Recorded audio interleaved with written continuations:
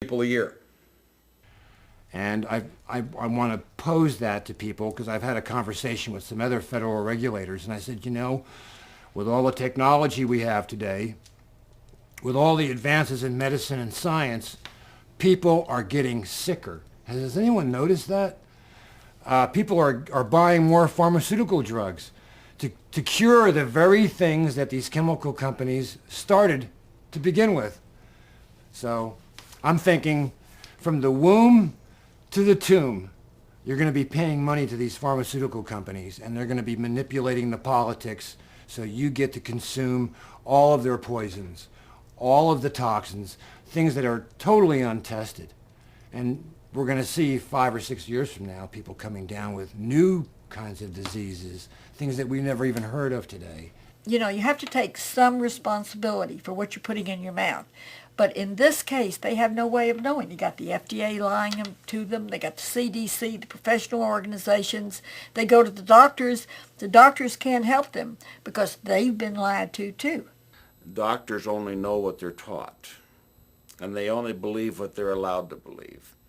So I think it was the year 1917, but I could be wrong. Somewhere in that era, they developed the electrocardiogram. The year before, indigestion was the #1 cause of death in the United States. The year after electrocardiogram was invented, myocardial infarction was the #1 cause of death in the United States. So a lot of doctors are still back on the Nutra-sweet issue. They're still way back in the era before anybody allowed them to know anything wrong with it. So many of these things are prolonged effects, and of course if a physician sees it and they see a child with a seizure, they're not going to connect it to the MSG or aspartame because they don't know about this research. They're not familiar with it. They'll just tell the mother, well, I don't see how that could be related, you know, something you drank when you were pregnant. We're about ready to meet Diane Fleming, who was convicted of murdering her husband by methanol poisoning. Her attorney neglected to mention that her husband was a big consumer of aspartame products, and aspartame breaks down into methanol and could have been the cause of his death rather than her. That's a possibility that was never brought out in court, and therefore she got 50 years in this prison. We're about ready to meet her and hear her side of the story, so stay tuned.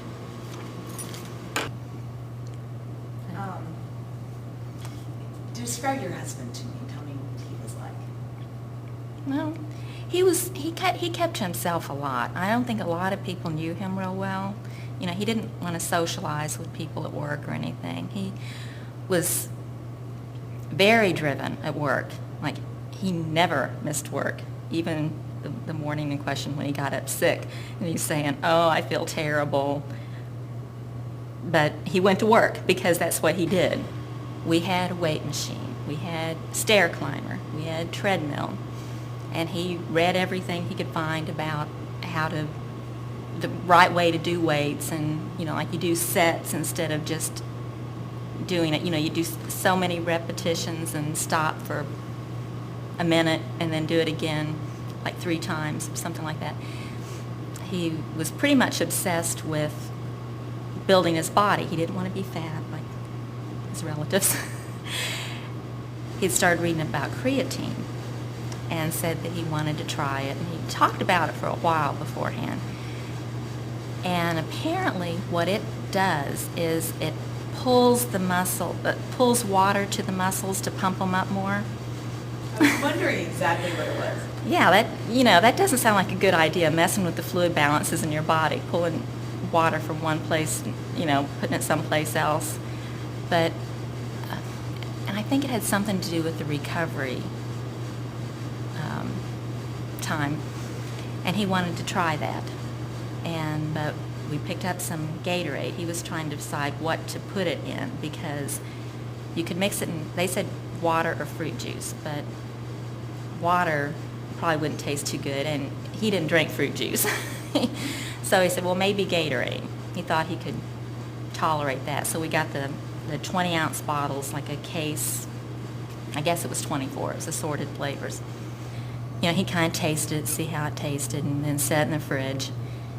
And went to the pool with our daughter and came back. Well, then he played basketball from about 4 until 7 with the guys, mostly some guys from church. And they would meet at the middle school. And came back and drank that.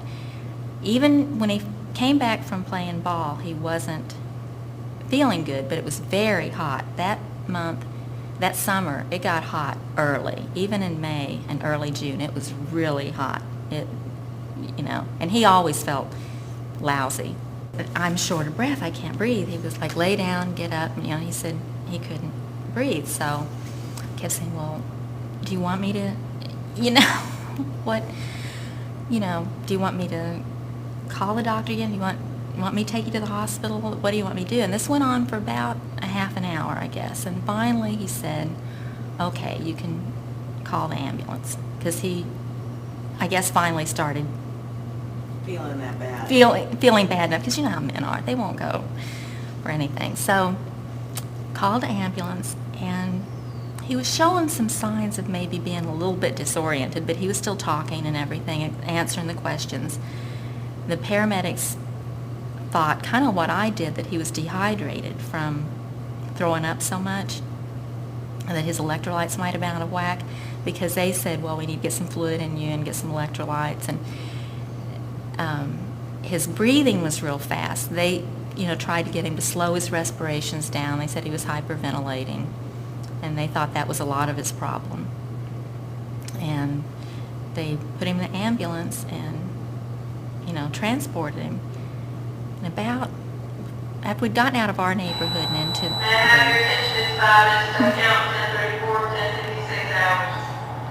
and through the other neighborhood, we were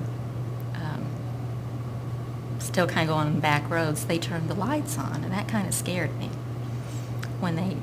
because there wasn't traffic. It was so we were crossing over the lake. They turned the lights on, but I called his parents in after I'd done all the paperwork. They took him on back, but I had to give them the insurance information and everything. They eventually called me back there, and he was still conscious, but he was way incoherent. He wasn't making any sense, and he was real, like, wanting to get up off the gurney and everything, and they finally had to give him some Ativan IV to calm him down, because he wouldn't stay, And what's that? Ativan is, it's in the same family as Valium. Wound up putting him then in the MICU, Medical Intensive Care Unit. By the time he got up there, he wasn't really conscious anymore, but then they had pumped him full of Ativan too, so it's hard to say. I don't know at what point, really, I'm not on Zoloft anymore, so I don't know at what point he really went into a coma, and when it was the Ativan. I know that night I mentioned to him that he wore the extended wear lenses, and even though you sleep in those things, the nurses don't usually like for patients to have them in. I know they make you take them out. Usually that's one of the things they ask you, and I brought it up, so they said, well, would you take his lenses out? And he kind of responded to that, like whenever I was trying to remove his lenses, which is really hard to do on another person. During the course of it, when we were going over, trying to, figure out everything, I told him that he had been complaining of shortness of breath for a few weeks. About in early May, he started complaining of shortness of breath. And the first week or two of May, he had a stress echo. I finally got him to go to our doctor, and he ordered a stress echo. And early the next morning, the doctor called and said that they'd already gotten the toxicology back, which they weren't expecting that for a long time. They said it would take, a couple of days, which sounds kind of bad. And they said they'd gotten it back, and they found methanol in his system. Apparently, your body doesn't metabolize methanol.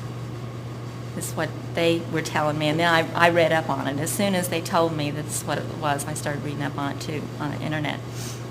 Your body can't metabolize methanol like it does ethanol. When it tries to, it breaks down into formaldehyde and maybe some other things, but the formaldehyde is what is really bad. So what they do is to try to, the same enzyme that in your body that works on the methanol is the same enzyme that breaks down ethanol, the kind of alcohol that you drink. So the treatment is to infuse ethanol intravenously, and then your body, instead of working on the methanol, it kind of leaves it alone and works on the ethanol. That gives them time to try to use dialysis and stuff to get the methanol out of your system. Well, they kept saying they weren't able to get his blood alcohol level up enough. And even though they were taking into consideration that he was a drinker, you know, apparently drinkers, you know, you can handle more alcohol, your body works with it better. So they, you know, gave him more than what they would have a non-drinker, but they said they didn't feel like they were able to get his blood alcohol level up enough. So they were doing the dialysis. I think they started him on that the very next day, I believe, the second day. They started him on the dialysis. But, you know, he just wasn't responding at all. He just, you know, like I said, then they decided he was in a coma at some point, I guess, because after the Ativan wore off and he still was unresponsive. They did a CAT scan and said that he had suffered a major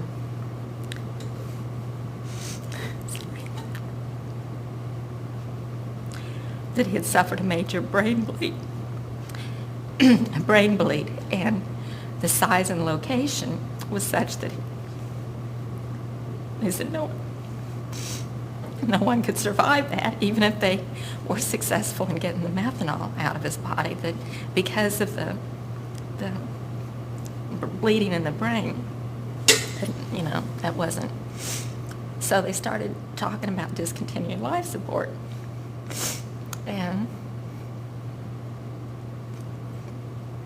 you know, we talked about it. That was on that Wednesday. And, you know, they kept assuring us that there was no way, even if they kept treating the methanol, that because of the brain damage, that there was nothing that could be done.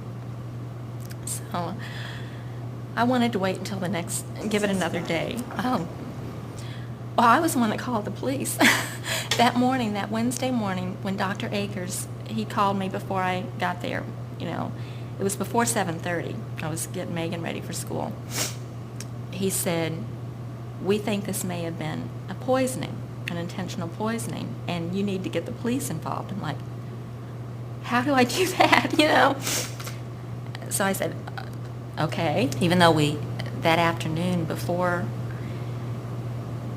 you know, the decision about removing life support, I met the police. They asked me to come back to the house so they could look for possible sources. Specialists have looked at it now, said that the amount of diet drinks that he consumed would easily account for the levels of methanol that he had in his body. I think drinking the creatine just kind of must have pushed it over the edge, you know. Adulteration of a substance and first-degree murder. And the jury gave me 20 years on the adulteration and 30 on the murder, and the judge ran them concurrently. We're all human, you know, people are human, and people like to believe that 12 people on a jury found her guilty, so she must be, you know, I mean, I'm guilty. No way.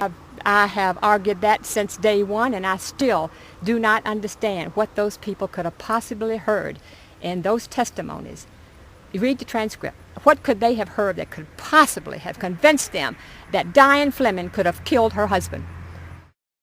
I included Diane Fleming in my journey